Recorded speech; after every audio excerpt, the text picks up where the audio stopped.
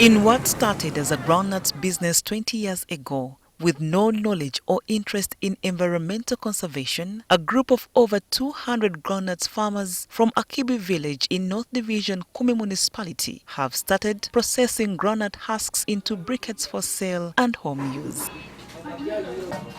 Headed by James Albert Okrut, the group specializes in growing and processing of groundnuts for export to Kenya. However, earlier they had faced a challenge of residue disposal at their processing plant located along Ongino Road.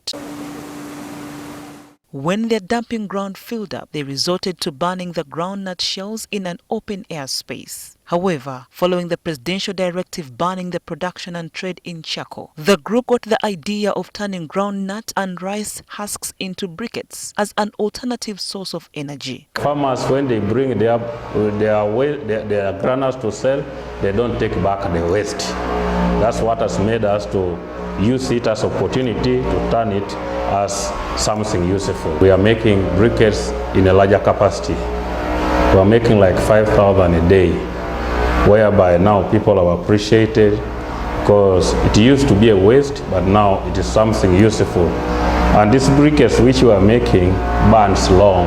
It takes like 5 to 6 hours when it is burning, not like charcoal which it takes like 30 minutes. Currently, the group produces an average of 5,000 briquettes per day, and each farmer is given free briquettes per week for use at their homes. According to Augustine Ademon, the manager of Akibwi Farmers Group, their clientele base is growing by the day. Yeah, in a day we have like over 50 customers who come. Those ones from the restaurants are the ones who mostly support, and then the community at large and the schools. Briquettes are environmentally friendly since they do not produce smoke during cooking and last longer than ordinary charcoal. I have found it easier for my business because if they are put in a sigir, it can last for 5 to 6 hours. You don't need to add, like you add charcoal on the sigiri for beans, maybe you put only beans once. Barbara Asio, a member of the farmer group, says since they started making briquettes last year, she has never used charcoal or firewood. She affirms that the weekly supply given to each member is sufficient. They are environment friendly. You can even see I'm using them on the veranda, and the veranda is clean, having no single effect on it. Martins Eyuru, the Assistant District Health Officer for Soroti, warns of the potential health and environmental hazards associated with wood fuels. He says inhaling carbon monoxide produced as a result of burning wood in poorly ventilated areas has far-reaching effects. Carbon monoxide is odorless and it is a silent killer. That means it does not smell. So it might be very difficult for us to detect it timely, and yet cumulatively over time it causes a health problem or health related problems.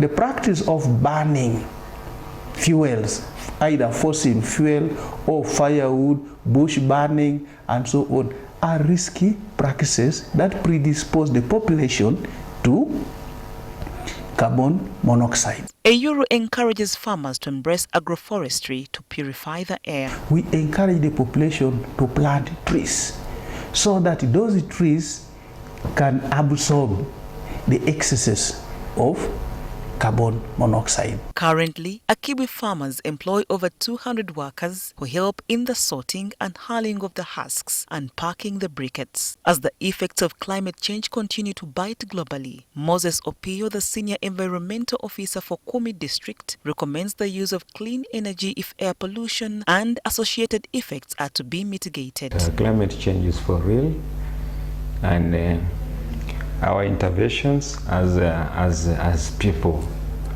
is very important in whatever we do, that we should be able to take it into consideration that the coming generation must also enjoy the benefits that we are enjoying. We all must rise up to this monster and make sure that we save our planet.